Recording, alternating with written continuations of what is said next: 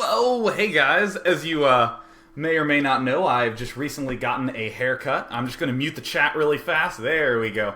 Sorry about that little delay. I actually had to reboot Procaster because it crashed on me. Good thing live streams never crashed on me before, right?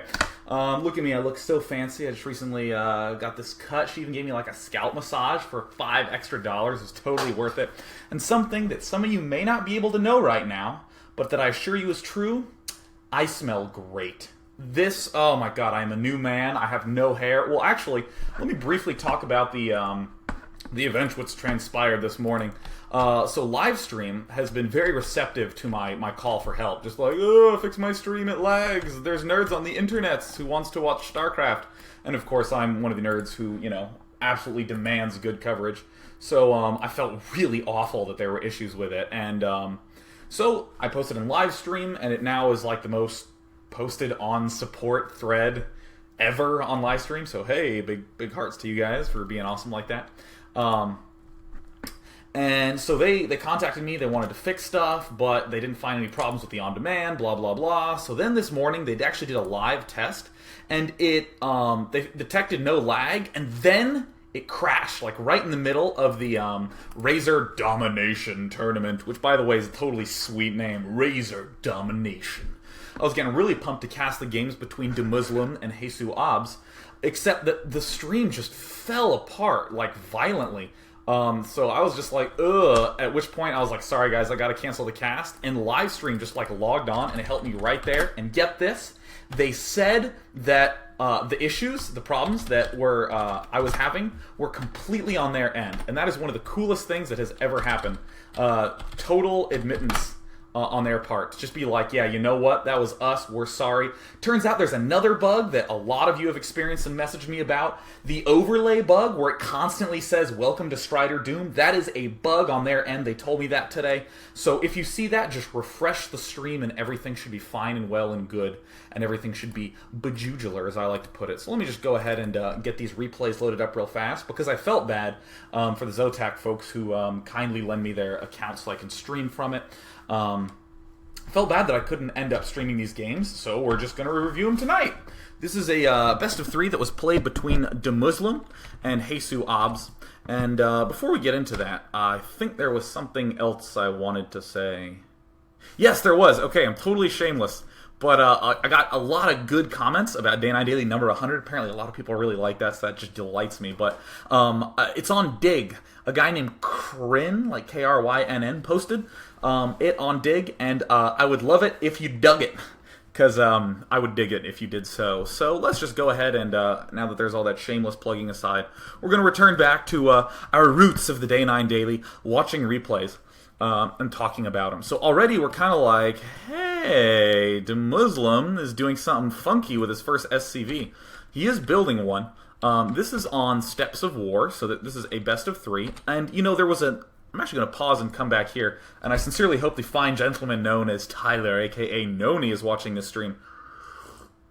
He made a nice little post about metagame and about ignoring metagame, and for any of you who are unfamiliar with this, the idea of metagame is using outside-of-game knowledge in order to influence your in-game decisions. So, for instance, hey, it seems like all people in Europe love bunker rushing. Therefore, if I'm playing someone from Europe, I will never early expand to Zerg because all Europeans bunker rush. Again, has nothing to do with the mechanics of the game so much, has more to do with the trends that we see outside. Or in another example, oh yeah, I have to play so-and-so in a tournament, so I'm going to get a bunch of replays of that person and try to see what he does, and I'm going to try to concoct some counter build to it. And there are generally some pretty significant issues if you fall for this too much, if you try to get into metagame fever. Ooh, I'm going to one-up everyone I've ever met. It's generally a much smarter plan to just play solid, to go into each game with empty assumptions and just say to yourself, what is it that this opposing race is capable of? And let me defeat that. So I'm going to try to emphasize that quite a bit. I do like to talk about best of 3 logic and best of 5 logic, but I'm going to try my best to honor Noni and his smart words in that forum and just talk about the builds in their most innocent form. And by the way, I also have to make a shout out to Nick _0_0 who knows every single song name I ever play pre-stream, which therefore means he totally kicks ass. And speaking of kick ass, we already see that our friendly neighborhood, MYM Demuslim, is going for a 6 racks right here. He actually built his starting SCV and was like, nah, and then went ahead and came back. So, let us be very critical of this. Let us not think metagame-wise. Let us not be like, oh man, HasuObs plays a certain way, therefore this might be good. Just against any random player, if this were a ladder match, we say this is good placement because it is out of the typical scout path. I mean, just follow along with me as we go up here to HasuObs base. If he scouts, he's going to come down here. He's going to go along this way. He's continuing along in basically a straight line. I guess he would have cricked up a little bit there, and then tucks his way in. So this, I think, is superb placement. In fact, I don't even think that if you got to the Zelnaga Watchtower that it would actually reach this. So this is a fantastic place to put it. And by the way, I am aware that I'm watching this replay at fast, but you know me, I like to talk about StarCraft in slow motion. I find that to be very esports. And we do see HasuObs. Whoops, I have my sound muted. Whoopsie doopsie daisies. Enabling sound. Yeah, there we go. Now HasuObs doing the smart thing, building his first pylon, which, as you note, building pylons is never bad. He is then sending his first probe straight away to the Terran's base. Why do we like this? Because ignoring what player we're playing against, just thinking about what our race is capable of and what his race is capable of, Terrans who wall in, or Terrans who have buildings constructing anywhere, are much more susceptible to an early probe harass. On a map like Lost Temple, you wouldn't want to take your first probe that made a structure and scout with it, because then you wouldn't have any guys mining. But or you would have one less guy mining. I probably shouldn't speak in extreme hyperbolic senses. Yeah, if you pull a guy off too early, like on Lost Temple, it's hard to justify that because you want to have a lot of guys mining. However, on this map, Steps of War, we absolutely love sending an early probe to do harassment. And then again, and therefore, you know, any sort of scout timing, soon, late, whatever, this is just good placement because it means the first scout will not be able to spot the barracks. Because look already, it is so typical for a Protoss to scout ultra early, and he's getting here and he's going, wait a minute, is I playing against one of the best players in Europe, or am I against an easy AI computer, right? There are no SCVs here. Unfortunately for him, he is in fact playing against one of the best Terran players in Europe. And look, fancy build, getting a tech lab already. Holy moly, that is an ultra fast tech lab. And now he's moving forward with this SCV.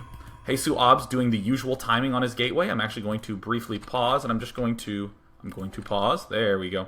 I'm just going to scoot the stream back just a touch. By that I mean like this window size. You know, it's not registering my thing, so you know what, whatever. I'm just going to continue resuming it. Whoa, sorry. We're turning back to fast. I tried to adjust this window size up here, but apparently it just kept picking up in the replay, so whatever. And at this point, HasuObs, I think, does a mistake. He panics a little bit, and he sends 2 probes out. Now, look, he sends them to the Zelnaga Watchtowers, and sort of awesomely, they end up getting there at the same time. And if we go into the HasuObs cam, see, look, fantastic placement for that first one.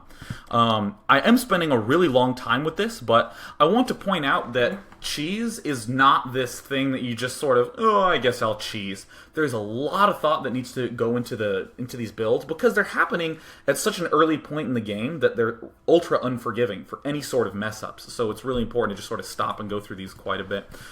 First Reaper is coming out. Is he getting an orbital command? Doesn't look like quite yet. He's pulling guys back out of his gas geyser because he only wants just enough for maybe 1 or 2 Reapers, but then he really starts to need money again. Now, I think this scouting decision by HasuObs to move all these probes everywhere, actually this is not a good choice because almost certainly Terran's going for Reaper harass. If he was going for a Marine rush or if he was going for a Marauder rush, that would be pretty weak for the most part. So what I think he should have done is pulled all his probes back to maximize the amount of money that he's going to be collecting. Saving his chrono boost, very smart response. If you think something funky's going on, definitely, absolutely make no chrono boosts for a while. And then we do have a cybernetics core coming out. I also like this before the first zealot. I think that's smart.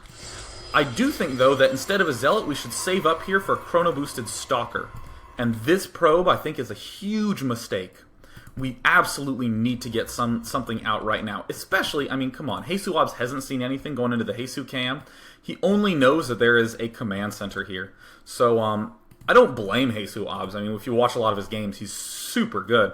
But in this particular circumstance, I mean, you get shaken when you go to your opponent's base and see exactly 6 workers when you're already, like, a minute into the game. So here comes his first harassment. So, you know, HasuObs, I really don't understand why he seemed to just ignore the fact that he wasn't seeing anything. And this harassment ends up working just perfectly. He does some nice harassment here, he's getting bunker rushed, and what is Demuslim doing? He's also, well, in a little bit he'll actually be getting an orbital command, so I'm just going to go ahead and turn on the production queue up here, so that way we can see exactly when it pops out. And I think that that is a great transition, and we're actually going to pause it a little while before the game finishes. Again, why Zealot? Why not a Stalker that would shut all this down? I mean, yeah, it does have a little bit longer of a build time, the Stalker, but it's just so much better. And some just beautiful micro right here. Now the question is this a cheese, or is this just a really good opening? So I think it is a really good opening, and we'll talk a little bit why in a moment. And see, look at this. Strong micro, really great. I mean, I even think that Demuslim could have avoided making this bunker. I think if you do make the bunker, it's a little bit more of an all-in-ish move. It's a little bit more of, I'm trying to win right now, because to hell with the mid-game. I don't want to even save money for it. If you just get 2 Reapers, they're obviously good. This bunker hasn't even done anything, wasn't even finished, and, I mean, obviously lights out. But there's some things that I like a lot. We see Demuslim is also getting his command center up. Now, I want to come over here to the unit counting station. Notice that Demuslim is still really low on SCVs. He has 8 SCVs. And in fact, I think that if he hadn't made this bunker early on, he could have gotten this orbital command much, much... Oh, excuse me, some of the coffee's trying to come back up. He could have gotten his orbital command, like, way earlier. And I think that that would have set him up nicely for the later stages of the game. I mean, that's part of the reason why players who go for 9 or 10 racks do like to do aggression with their Marines early, but they also get the orbital command really early so they can start muling. So they actually get a little bit of an economic boost by being all aggro. You just have to worry about supply if you do something like that. So I definitely think that any sort of early aggression build by Terran should have the timing of the orbital command as like the primary concern. It does look like my camera was lagging a little bit there. Oh, look. You guys can't see this, but there's... It looks like there's an overlay from my Livestream Procaster just telling me, hey, there's great ways to improve your quality.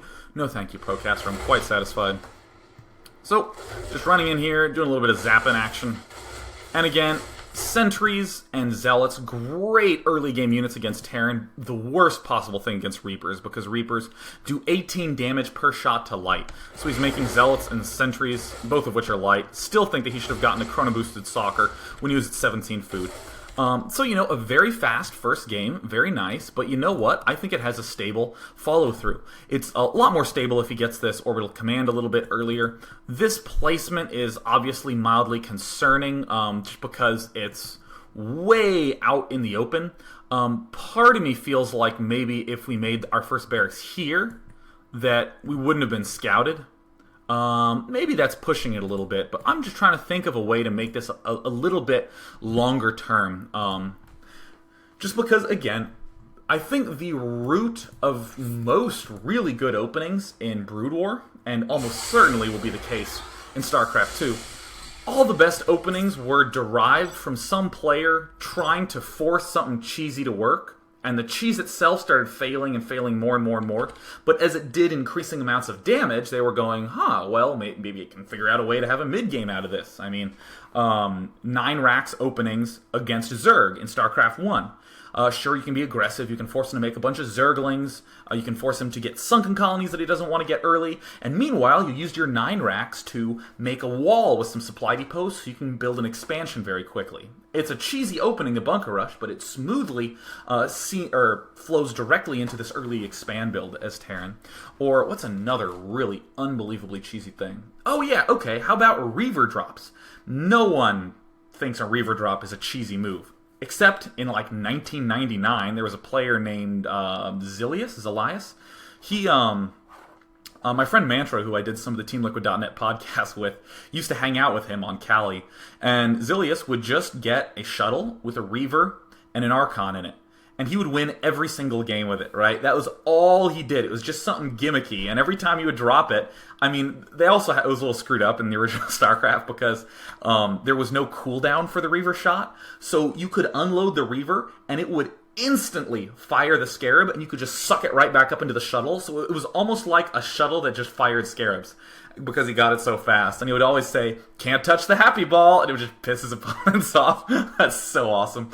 So, anyways, the Reaver drop was a super cheesy opening. A lot of players relied purely on that for easy wins, but as it started to fade in strength, players still created solid openings that just began with the Reaver drop as a form of harassment and just bounced directly into a mid-game. So that's why I spent so long just thinking about that that opening that Demuslim did, because it looked so strong, and I was thinking, how can we make this even stronger and make it a legitimate way to play so that if you're on the ladder, you can just make that your standard build. Again, ignoring any metagame considerations, ignoring whether he expects it or whether it counters his style. By the way, I just dislike the word counter in general. You know, all that garbage. We want to just make sure that that we get all that out there. So, pretty normal opening, making probes. We see that no SCVs, no probes have actually left, so everything looks fine and well and good. Demuslim at the bottom, very famous Terran player in Europe nowadays, against HasuObs, who has a beastly Protoss vs. Protoss that I have not gotten the opportunity to see. But that's basically why I cast tournaments nowadays. I just want the front row seat. So, sincerely hope, HasuObs, you're in the next Zotac Cup or something. So, already, nice little deviation here. Throwing out this supply depot at the ramp. Now, I do want to be a little bit critical of this. If we are getting this probe out early, we have to make sure we have an ample justification for it. I do think it's a little bit early. I mean, you'll be surprised how much one probe makes a difference in your early scouting. In your early money collecting if you do end up scouting with it. So doing a gateway at 12, that's a little more typical now, and then saving up for that probe on 13 to chrono boost it. He'll be getting his gas a little bit soon. Players prefer to get gateways on 12 instead of gateways on 13 with constant chrono boosted probe production, just because they like getting the cybernetics core out a pinch earlier. That way they can deal with the Reaper harass a lot more easily.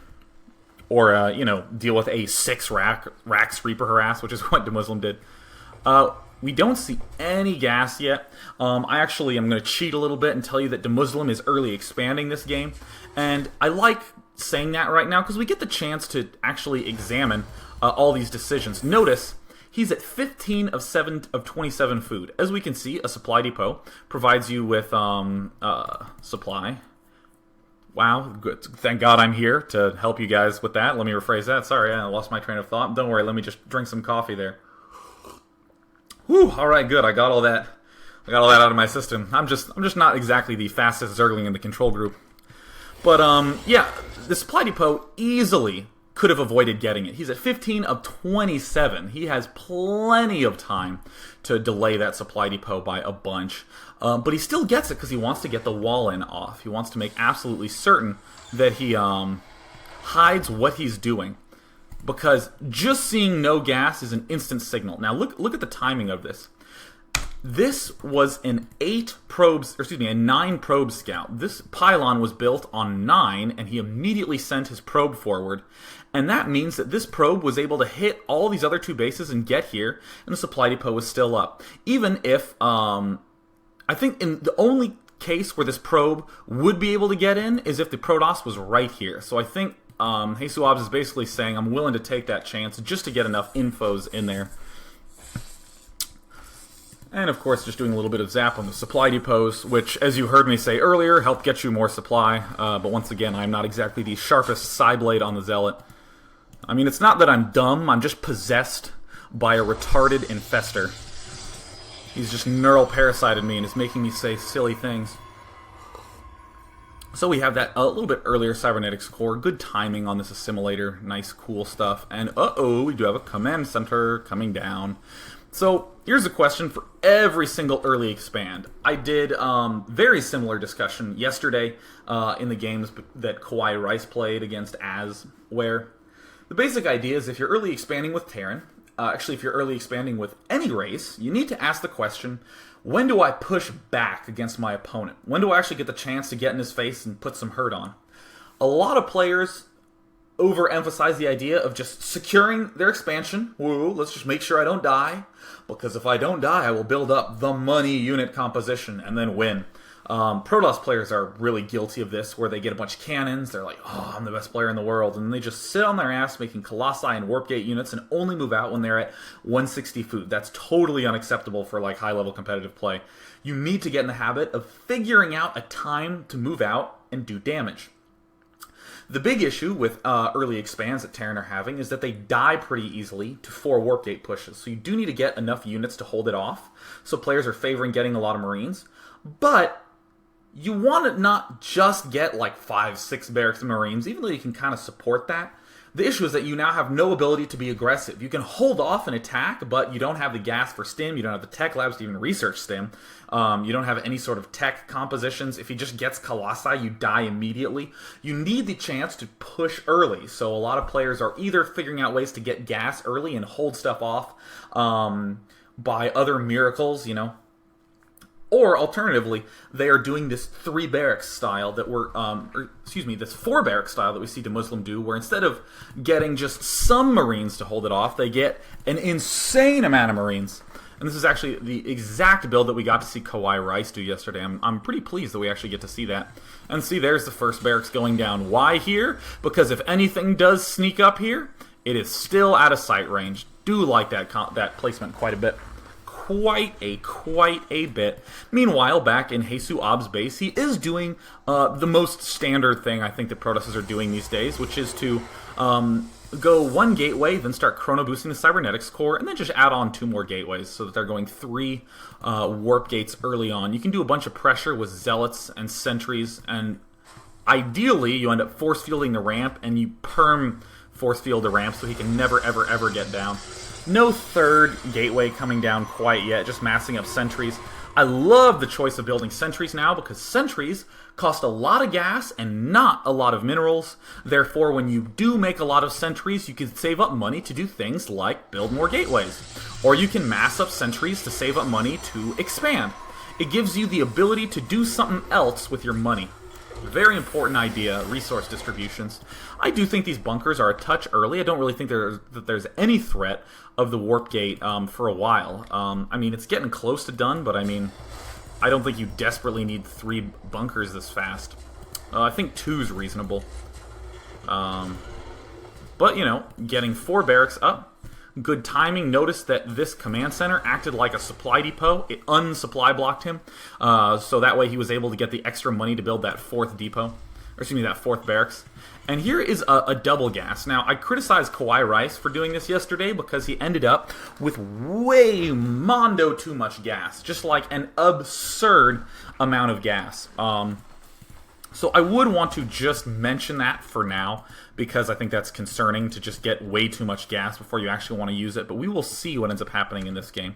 I didn't actually end up watching this game because I was literally on the phone with live stream support at this point, because they were very kind enough to call me to try to fix all these lag issues. So, cocaine apparently is very popular among probes these days, or perhaps he's just a raver. He's just bobbing to some sort of awesome music. I don't know, I turned my music off in the game, and I recommend that. This little probe just isn't quite a competitive gamer yet.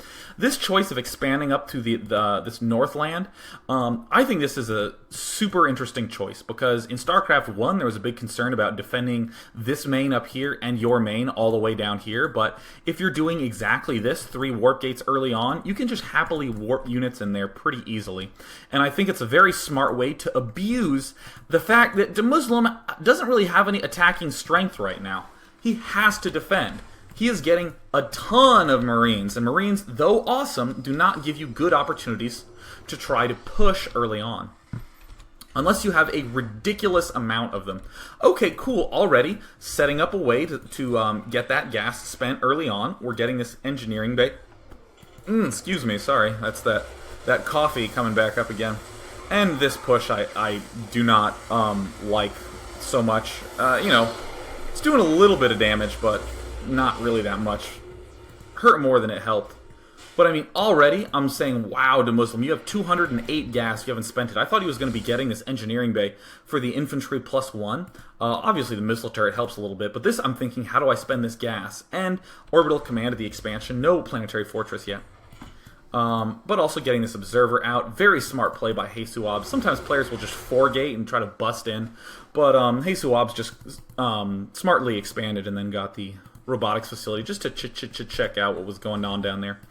We do have Demuslim getting his factory a little bit earlier than Kawhi Rice did, but I'm still a little bit about this very early double refinery. It makes me very leery of it. I mean, just does not seem physically possible to keep that gas down, so why mine it? Why not just keep your money count higher? And the third refinery going down. Are you crazy, Demuslim?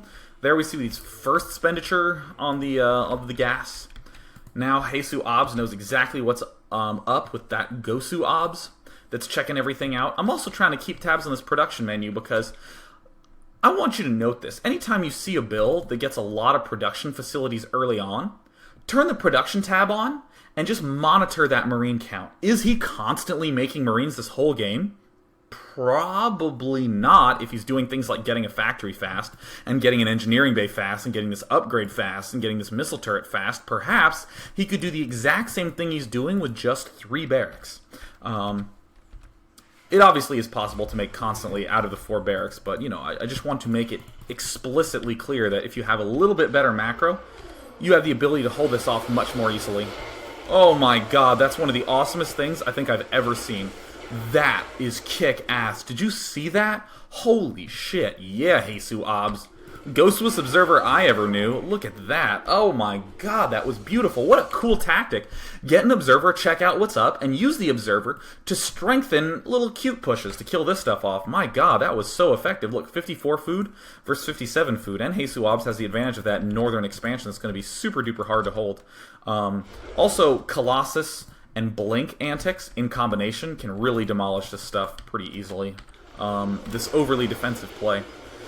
Still not loving this pushing action. Very much so, not in the mood for that.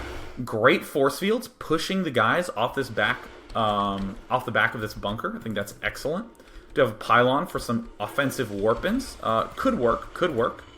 We do see some tech labs going down. Oh, Demuslim, my oh my. Getting some Banshees, it looks like. But once again, these refineries I still think are super, super, super early. Really, really way, way, way early. I think what's better is just to mine a lot more minerals first, and then just get a lot of geysers very quickly and sprint forward with a lot of Banshees at once. Meanwhile, HasuObs, chrono boosting, being so responsible about all of that. Now it looks like he's making an immortal. Looks like he has not yet researched anything out of the Twilight Council, but he only just got enough money to do so. More pushing action going on here as he's warping units up so that way he can block this ramp. Kind of justifies these bust-in stuffs right here, but still 3 bunkers is pretty difficult to break. What might be a little bit more effective is to be more gentle with these. Try to pick off more Marines up here. Does he know that those things are there? Yeah, he should know. Alright, now we have the observer checking stuff out. Ooh, but nice scan by Demuslim. Still no add-on, and I think this is fascinating that he hasn't done this. Now, you heard me say you don't want to sit on your ass and just build up the best composition possible, get all your Marines 2-2, get a bunch of medevacs and marauders and all the marauder upgrades and the Marine combat shield, and then say, ha-ha, I am the best player in the universe, and move out. You want to mess with your opponent early, so I think this is pretty clever. Getting these 3 starports early for some Banshee harass. Because I'm noting right now, as I'm looking at the screen, and you are not, that Demuslim's at 62 food. That's, if he can get those, let's assume for a moment that he wasn't messed with early on, that he didn't have a whole bunch of force fields at his ramp, that he didn't have guys getting, killed at his bunkers and all that stuff. Let's just assume that he got a normal game where he got to sit back and chill. He'd probably be maybe around 80, 85 food. And if he got Banshees then and did harassment with it, seems pretty good to me. I like that quite a bit. He can put a ton of pressure on, and even once the pressure has to let up a little bit, he still has Banshees, which do 24 damage a shot to ground. That's one of the most damaging units in the game. I mean, seriously, insane DPS. So, because I like this Banshee stuff quite a bit, and because I'm thinking, Demuslim wasn't really able to make out of this 4th barracks, he could cut this 4th barracks and rush for these a lot more quickly, and still stay alive, and end up harassing his opponent a lot more effectively. Now, does Demuslim know about this north expansion? No, he hasn't checked it. It doesn't even look like he's scanned up here, which I think is a little bit of a... probably not the biggest misstep in the world. I think it's completely reasonable, actually. He's basically thinking to himself, man, I'm dealing with some insane pressure at the front. I'm not exactly worried about him expanding right now. I'm worried about not dying. So, nice little snipe there. I'm going to pause because I kicked out a sound cable. Fix the sound cables, fixing sound cables. I have these awesome Bose speakers, but I like to put my foot on the subwoofer just as a footrest, and I kick the cord over like all the time. So cool, we have some Banshees getting made now. As we're getting those Banshees, we can spend money on these tech labs. Hey, these are pretty cheap, build pretty fast. Easy excuse to start transitioning. More, looks like a lot of missile turrets going down. Want to make sure he doesn't die to any air as he... If he's getting too many Banshees, he can get easily sniped by something, but I highly doubt that that's going to be the biggest concern. Probably just really doesn't want those observers in. I still think that this turret is a little extraneous. This one seems fine. Holy crap, is he actually going to make a 4th starport? This is so cool. And the micro that I have dubbed Scoot and Shoot, the fact that these Banshees have 6 range, and a lot of units have 5 range. Stalkers have 6, they're even in range, but... There, look, saving up his scans to help position these Banshees a little bit better. Look at where he scanned. He just checked this area, saw the Stalkers backing up, and I actually took note of this. I didn't mention anything, that Demuslim has been saving up scans right here. He actually had over 50 at each right around the time that those Banshees finished, so nice timing by him. We do have all the Marauders getting made now, and we can see that Demuslim is low on gas right now. And this refinery is almost done. Still, I think that the timing of those refineries is going to be so smooth outable for him. I also think HasuObs probably should have taken extreme advantage of the fact that he took this top expo, and should have taken his 3rd a little bit earlier on. I think that would have been a better way to spend money instead of trying to just constantly barrel down the front with a early force. So cool, the Banshees. Allow him to be a little bit more aggressive. He can pick off any of those key units. Again, they have a little bit longer range. Marines have 5 range. Banshees have 6 range. So if you get these Banshees with their cloak, they can do serious hurt on the front. I mean, some decent force field. Observers are also up right now. But look at how much damage these Banshees are doing. And then look, nice little pullback, and continuing to push aggressively forward. Banshee Marine, that is a composition that a lot of people have not considered in this matchup. I certainly haven't been doing it as my standard by any means. And also, Demuslim is expanding. Why is this a good idea? Because Demuslim has an extremely mobile army, all infantry and Banshees. He can bounce back and forth between attacking and defending very, very rapidly, especially if he ends up rallying directly to the Xel'Naga Watchtower. That will put him in even better shape. Does Protoss know about that expo at the right? No, he does not. So some nice little pushing going on up here. Perhaps a touch too aggressive, and this is what Blink is best at.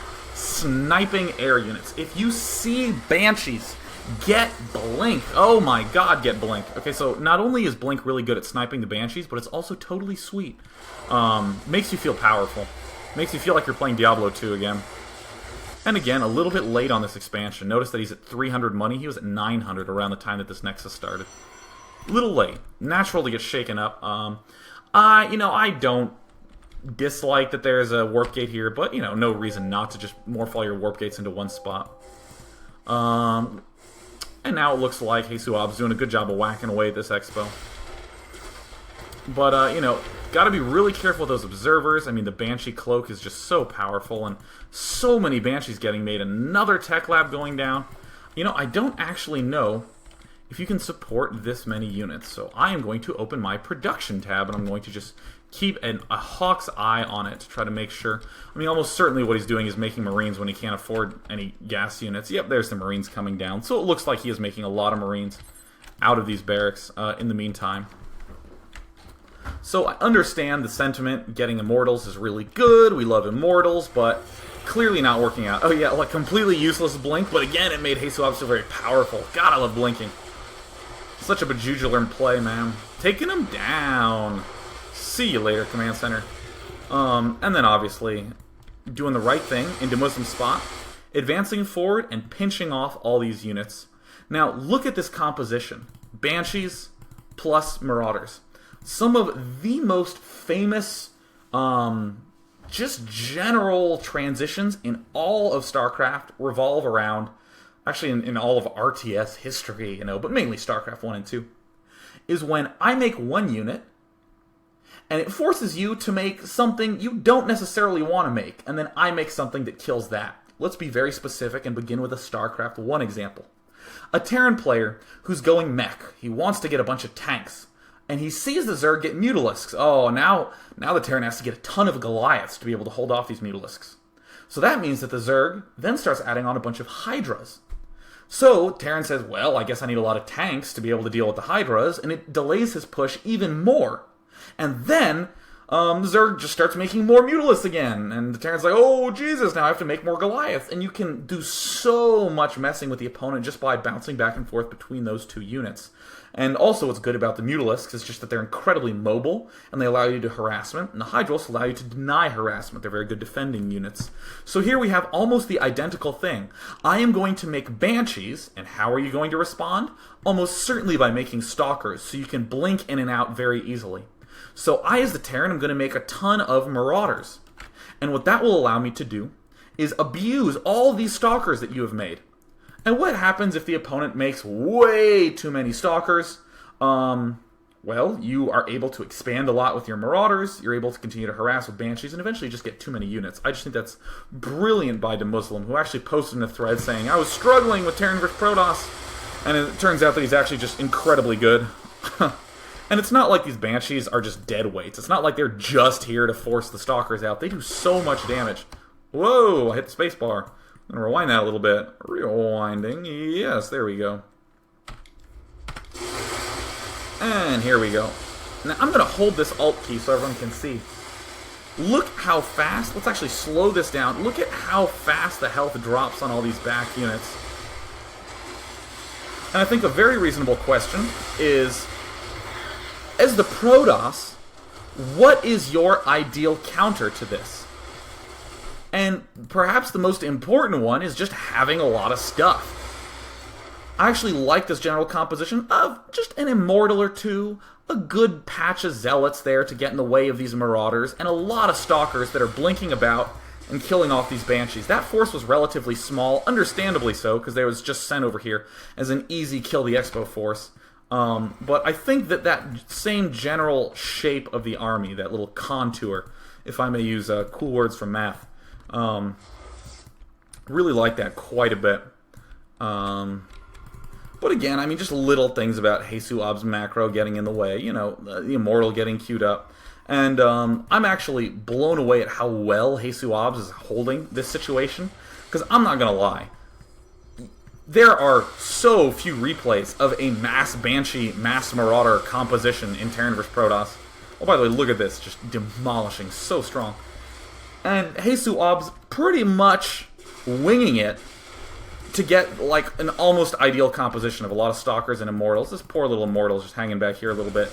But see, look how strong these Banshees are. The instant HasuObs isn't paying attention for just a moment, he's going to be losing this expansion. So powerful, just able to demolish these Stalkers very, very quickly. And then we have these Marauders coming up here, putting more hurt on. And look, more Banshees, more units coming in here. Demuslim, doing a pretty decent job of macroing. His money's high, but again, he was trying to get this expansion up here. I do think he could have used his Marauders earlier on to kill these destructible rocks. Whenever you're harassing around with these Banshees, take those Marauders, those units that are good against armored, and destructible rocks are armored, kill that off, and then gather everything together for a push. And as we can see, Demuslim appears to just generally be doing some cleanup, some nice blinking going on there. Love blink in this matchup. You can do such awesome harassment, and you can micro so well with them. But it's just not quite enough. HasuObs lost a little bit too much with all those bunkers that were here early on that were eventually salvaged. So it looks like with no money, HasuObs is just going to try to hold out a little bit longer. Going to try to blink some more guys around. Again, those Immortals, so key for just sniping off all of those Marauders. And look, God, that is a ton of Banshees. So unbelievably cool play by Demuslim, really showing us a fascinating new way to do the TVP action. So I'm going to go ahead and open it up to some questions, and I want to just state that for the record, I'm going to sneeze. I don't know when I'm going to sneeze, but I do feel a sneeze coming on, so my sincerest apologies if I just explode into my microphone. Yes, I did indeed get a haircut, and came home today, and my roommate was like, "Dude, Sean, did you get a haircut?" And I was like, "No, I sucked it in." Ha! I love being snide when people ask me completely reasonable questions. He's just trying to make conversation. I just like bit his head off. So that's always good. So I'm just going to go ahead and just consume some coffee. Oh, God, this sneeze. It's like so on the verge. Oh, my God. Okay, I'm going to mute the moderator chat right now. I'm going to move the chat window over here so I can read some stuff. I'm going to take this first question that came right out the gate when I unmuted chat. This is from Ha. It says, "Hey Day 9, what's crackin'? Not much, just casting, that's all. I was thinking of a build for Zerg vs. Terran that involves transitioning between roaches and mutas to force unit composition changes in Terran. Would it prove effective, or are there better units to bounce between to mess with Terran?" I think that's fantastic, yeah. So I have two things to say about this. The first big thing is, awesome! Look what Ha did. I almost said Hua, who's a kid in my graduate program. Hua, that guy's awesome. Anyway, so Ha, talking about this transitioning, this bouncing between two different kinds of units to mess up the unit composition of the opponent. Yes, if I make a whole bunch of Mutalisks, it's going to force the Terran to make Vikings. It's going to force them to make Marines or turrets or what's that? The unit name escapes me. Whatever, it's not that important. But, a lot of anti-air, and if you make roaches, you can exploit that quite a bit. The question was, is there a better unit is there a better one to bounce between? Would it prove effective? This is one of those things where I want to say, trust in what you know is good. Logically, there's nothing wrong with getting Mutalisks and forcing them to make a bunch of not Marauder units, and then getting a bunch of Roaches to crush his units, which are primarily not Marauders.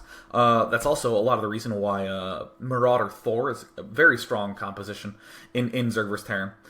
In Terran vs. Zerg, because of that very reason. But I just want to make sure that you're not asking me whether you're allowed to go Roach Mutalisk just because you wanted to hear me say it, because I think that's very clearly good. It's a great insight, and I just want to say, you should do it. And you should continue to trust things that you just think up in your head and say, that really seems good, and I want to make it work. I actually remember in WCG 2005 in Singapore, I went to a PC cafe with Testy, who I actually mentioned in the Day 9 Daily number 100. And we were practicing. We were practicing on this island map called Estrella, Zerg vs. Protoss, and I had a whole bunch of Hydralisks outside this thing. And I remember I said a little insecurely, I was like, Testy, I didn't call him, his name's Nick. I was like, Nick, do you think I should put my Hydralisk outside these ramps to snipe all your stuff off as it comes across? And he says, of course you should do it, man. Why are you asking me? Do what you know is good, man. Come on, of course you know that's good. And I was like, yeah, I guess I totally know it's good. And I've just been thinking about that today, so don't do that. Don't always just, trust in what definitely sounds good. And that Roach Mutalisk just totally sounds amazing. So Jesus says, I've noticed in the PvT matches you've been showing, ghosts have seen much less use. Is there a particular reason why players are skipping them? It seems like skipping that fourth barracks and building a ghost from one of the first three not only lets him use his early gas, but gives him strength of EMP, and he capitalized EMP to be more awesome. So, I think timing is a lot of it. If you do this early expand style, and the opponent goes for like 4 Warp Gate bust-in, you don't quite get the ghost out in time. Or should I say, you don't get units plus the ghost out in time. Because if you get the ghost and you throw the EMP, you're like, cool, he has no shields. And then you die because you only had 2 Marines and no bunkers. So I absolutely think that ghosts are very, very strong. Definitely love getting ghosts. I think probably the best circumstances to get them is when you see your opponent going for a fast robotics facility. Jinro always does that against me, and it drives me crazy because a lot of players who get their Immortal out fast like to push and do some cute stuff with it, and you just EMP it and kill it with, just a small number of Marauders that are right there. I think the best use of Ghosts is when you're trying to be insanely aggressive, because you can support 6 barracks or so off 2 bases as Terran. And if you are getting in that situation where you go 3 barracks into 5 barracks into 6th barracks, if you're getting a Ghost Academy along the way, it prevents you from needing to transition to something higher up in the chain, like factories. It prevents you from transitioning to medevacs. You don't need to do that. You just get a Ghost, and it just skyrockets the strength of your army because you already have everything in place. You already have a lot of the barracks units to support it, and you have a lot of barracks with the Tech Lab add-on. I think it is just purely coincidental why there haven't been Ghosts in the PVTs I've been looking at, because I think most of them have been like mech games, were a lot of them, and also the early expand games were the other half. By the way, my webcam seems to be lagging a little bit, but, should be fine. So let's see here. What are some more awesome things? Deadly Dragoon says, what do you think about a planetary fortress at the Natural? Instead of some bunkers, it could use some of the early gas and save up minerals. And save up minerals of having to rebuild the bunkers, or even build the bunkers in the hard early game of Terran vs. Protoss. This is something that I have actually exactly been considering as well, and I am very eager to go practice it because I haven't gotten to play too much StarCraft 2 as of late. If you throw down an engineering bay very quickly and you gas very quickly, you can get a planetary fortress up very quickly, and then you can immediately start getting stim for your units. You can immediately start getting what's this called? The upgrade at the engineering bay that you just got. The big thing to be careful of, though, is you still need to have a good amount of units. So I still want to make sure I have some Marauders there and some Marines, because with a lot of the 4-5 Warp Gate busts in against early expansions, the Protoss player ends up with an excess of gas, so when he first comes in, he'll have 5 or 6 sentries, which means he can force field around your entire planetary fortress and prevent you from repairing it. So you need to make sure you have units there that are good enough support to kill off the other units rapidly enough. But I love that idea of a planetary fortress. And another comment I had on the planetary fortress is that the planetary fortress is good. So, you look at it and you say, I want this. It will help me defend and stay alive and stuff. However, don't ever get something because it seems good in this situation. Try to find everything else it interacts with and do more uses in that fashion. For instance, I'm going to get the planetary fortress because I can hold my expansion. Since I'm getting the engineering bay anyways, I want to plan to get the +1 upgrade in there. Hey, cool, now I have a lot of uses for everything along the chain. We always see this in games, the Protoss builds a forge for cannons and therefore gets an early +1 attack upgrade. Very normal things, but it's really important to just consider them, because what will eventually happen is as you climb up the ranks, as you're doing this planetary fortress opening, if you're just getting it because you want to stay alive, you'll go, yeah, and you'll stay alive, but you'll start struggling in the middle and later stages of the game because you didn't get this +1 upgrade. That +1 upgrade is bejugular. So, people are, looks like I actually had a repaste of the same question. It looks like most people want to be talking about my hair, so I'm going to go ahead and unmute the chat, and we'll happily take 2, 3, 4, not 2, 3, 4 more questions. I actually have to go. Am I crazy? I'll take 2 more questions in the chat, and if you make it underlined, it's actually very difficult for me to read it, so I would greatly appreciate it. Oh yeah, we have 2,700 viewers. If you want to dig me, look up Dig and look up Sean Plot. That's my name. And Kryn, I think, posted it. I just want more people to spread the esports love because I'm shameless. Really wish I got a haircut before that thing. My God, I just looked all shaggy. I'm like getting all emotional. And it's just like, God, Sean is a hair volcano, man. So, let's see here. I'm going to now mute the chat and everything's going to be awesome. So, yes. Let us divine. Let us just take 2 more questions. Oh, Dune. Asking a question that was asked yesterday, but it's so good I'm going to take it again. Says, do you consider DT's a good strategy here? Early scans will directly hurt his economy because he can't get those mules. And also the Overlords no longer provide detection. Let's just ignore Protoss versus Zerg for now, but Protoss versus Terran, it acts as a great substitute for getting early forces to defend your expansion. You just get a few DTs, and suddenly Terran cannot push, because if you spread your DTs out enough, he has to spend all that scan. So even completely ignoring his economy, just the amount of effort he has to take to hit your expos, it's monumental. And especially if you do what HasuObs did in this game, which is expand to the opposite side of the map. If you have DTs in between his base and all the way at the top, you're going to be in beautiful shape. It's going to be almost impossible to hit. So I think Day 9 is quite brilliant by doing that. I think I just said Day 9. I think HasuObs is quite brilliant because he did that. I need to be a little bit more self-conscious when I'm actually talking, because I misspeak quite a bit. Oh, man. So let us see here. I'm going to take just one more question. Just a pinch, just a dash more question. Oh, yeah. Sorry, coming back to the DTs things. One thing I completely forgot to add. Yeah, you get the Dark Templar, which, hurt your opponent.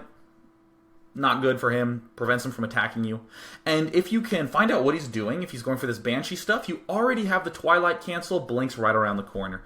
Or if you see him going for a mass Marine Marauder, you can just throw down the Templar Archives and get a High Templar for Storm. Perfect, great way to open. I just absolutely love it.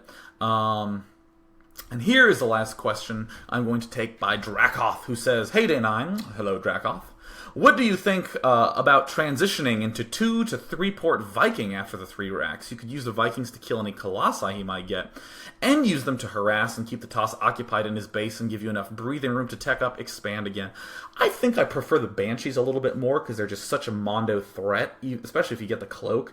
The Protoss just has to be in a lot of places at once. The Vikings are a little flimsy, I think. Because they have to lift and land, they're a little bit less maneuverable. And plus the Banshees work adequately well against the Colossi anyways. So I actually think I prefer that just a touch better. And I'm thinking maybe what would even be cooler is if the Terran player opened up 1 barracks, expanded, got the engineering bay for the fast planetary fortress, and got, a bunker in the planetary fortress as primary defense for his expo.